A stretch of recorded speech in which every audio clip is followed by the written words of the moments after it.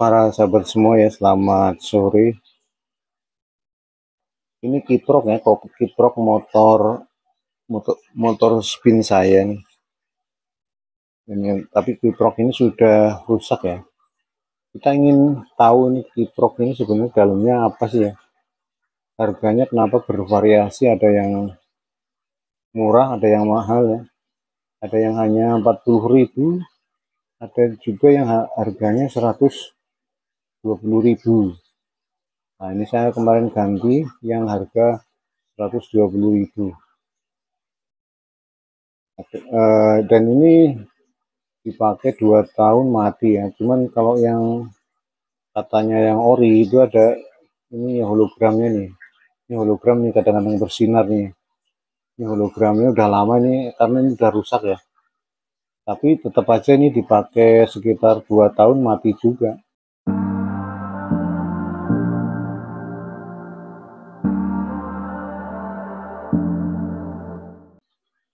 Kalau dan ada juga yang murah tapi dipakai sebentar malah mati. Nah, ini nggak awet nih. Nah, ini kita pengen buka nih. Kalau dilihat dari sini nih dikasih apa ya ini? Kayaknya semacam lem yang kuat nih. Kalau ini adalah pendinginnya ya, ini pendingin, sistem pendingin. Jadi kalau jadi menurut hemat saya, kiprok itu adalah penyearah ya. Jadi arus yang keluar dari putaran motor itu kan ada dinamonya ya, ada dinamo keluar, yang keluar dari dinamo itu tegangannya tegangan bolak-balik ya. Tegangan arus, tegangan bolak-balik, tetapi kita tidak tahu itu tegangannya berapa yang keluar dari dinamo. Makanya tidak sembarangan menggunakan kiprok ya, kiprok merek sembarang motor itu nggak bisa karena berbeda tegangan yang keluar dari dinamonya, kecuali dinamonya memang diganti dari motor itu sehingga tegangannya bolak-balik yang keluar dari dinamo motor itu menjadi diukur lagi gitu ya. Mungkin tadinya aslinya motor dari Suzuki kemudian diganti dengan motor Honda, maka kiproknya bisa diganti dengan kiprok yang Honda karena tegangan yang keluar dari dinamo itu adalah sesuai dengan kiproknya ya. Kalau tegangan yang keluar tidak sesuai dengan kiproknya, akibatnya eh, kiproknya cepat rusak atau tegangan yang keluar dari kiprok itu tidak sesuai untuk motor kita, sehingga banyak hal yang bisa disebabkan oleh tegangan yang keluar dari kiprok untuk motor itu jadi tidak sesuai. Ya misalkan lampunya cepat mati, ya, cepat putus, itu berarti tegangan yang keluar dari kiprok nggak cocok untuk lampu yang ada di motor kita. Nah itu sebenarnya prinsip dari trafo ini kan sebenarnya trafo dalamnya ya. Ini trafo nih. Ini kan kalau dilihat dari kakinya ini kan ada 4 nih.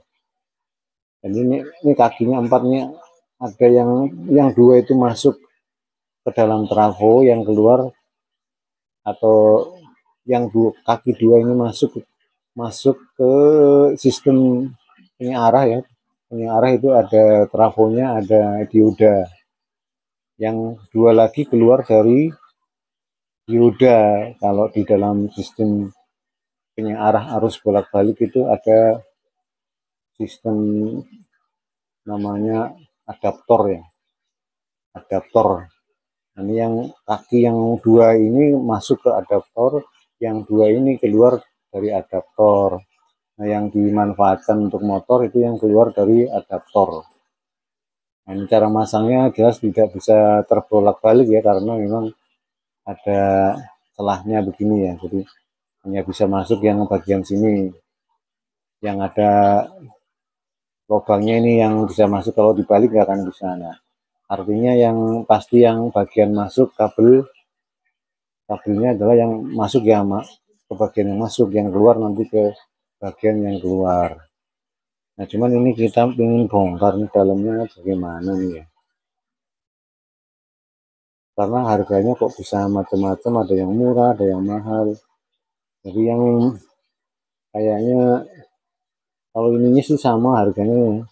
Aluminium, cetakan aluminium seperti ini pasti harganya sama saja. Sama plastik ini kan sama, plastik nggak ada plastik yang murah ya. Jadi yang mahal ini rangkaian di dalam. Jadi orang bisa saja meniru model begini kalau dia mengukur tegangan yang keluar dari dinamo motor tertentu, misalkan motor Honda apa ya, Honda harus tertentu nih, Honda Blade atau Honda Beat, atau kalau ini motor Suzuki Spin, itu tegangan yang keluar dari dinamo kalau diputar berapa tegangannya, itu tegangannya tertentu ya, sudah tertentu, sudah pasti. Nah, kemudian dibuat adaptornya. Nah, adaptornya cuman begini, kalau orang elektronika mah bikin adaptor itu bisa murah ya, cuman komponen-komponennya kalau menggunakan yang murah otomatis cepat putus. Kalau pakai komponen yang mahal ya harganya jadi lebih mahal. Nah, ini kita bongkar, ini bongkarnya juga susah nih. Kalau dibongkar nanti ketemunya sama aja nih, sebenarnya dalamnya itu adaptor gitu. Nah, sekarang kita bongkar dulu nih. Mungkin ini mau dicongkel-congkel ini ya. Dalamnya seperti apa nanti kita lihat. Nah, ini dalamnya setelah dibongkar ternyata hanya begini ya. Cuman ini karena pas banget jadi susah dilepas ya. Kayak dilem juga nih, dilem ke bodinya. Nah, cuman ini apa nggak tahu nih. Ini komponennya di sini. Kalau ini dicetak begini bentuknya nih, keras. Ini kayak semacam ini resin yang keras. Jadi dia di rangkaiannya itu ditutup pakai resin, dicetak. Ini kaki-kakinya ya. Nah, jadi dalamnya mungkin ada rangkaian elektroniknya di dalam. Ini cuma kakinya tadi kecabut satu, kakinya kecabut potong satu ya.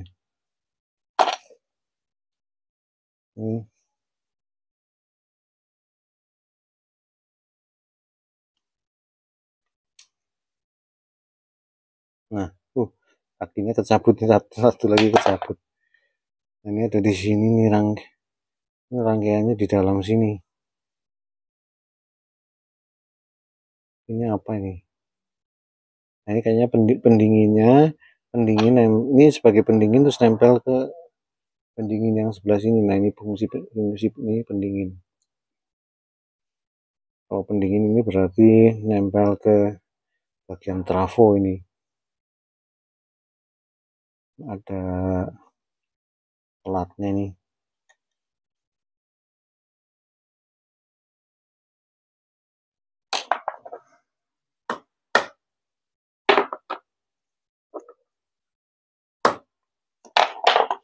Ini keras ya, keras. Bongkar saja ini. Nah, ini ada PCB-nya nih. Oh, ini PCB. Ada PCB-nya dalamnya. Dicetak pakai plastik nih.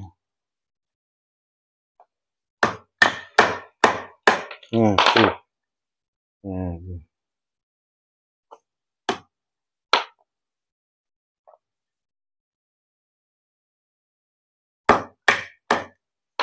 resin itu plastik ya. Kalau sudah keras namanya itu udah jadi plastik. Bahan bakunya namanya resin.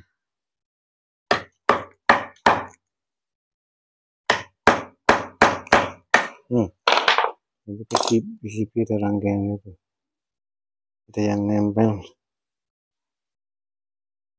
Kecil sekali memang ya. Ada dioda gitu ya. Namanya juga rangkaian penyiar. Tapi rangkaiannya rumit tuh. tidak sederhana. Ini yang asli ya, ini yang orinya ini.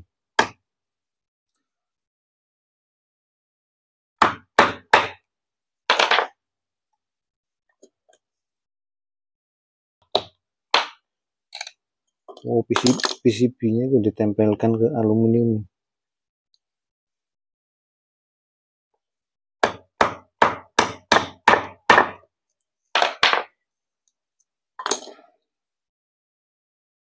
Jadi kayak charger itu juga rangkaiannya nggak sederhana ya, rangkaian. Nah ini, oh kakinya kecabut lagi tuh. Nah rangkaiannya kayak gini, jadi ada dioda ya. Cuman nggak ada trafo ya. Ada nggak ada trafo kecil gitu ya. Jadi rangkaian ini nggak tahu apa ini. Jadi ada yang nempel di sini nih, kecabut ini di sini. Ini kakinya. Jadi rangkaiannya di dalamnya begini. Ada rangkaian elektronik yang rumit juga nih rangkaian. Ya, ini kakinya 4 ya, 1, 2, 3, 4. Tadi ada yang masuk, ada yang keluar nih. Nah, masuk mana, yang keluar mana kalau dilihat dari sini sih nggak jelas. Kalau dilihat kabelnya di motor mungkin malah bisa jelas ya. Ini rangkaiannya seperti ini. Nah, gitu ya. Itu aja nih rangkaian dalam kiprok motor ya.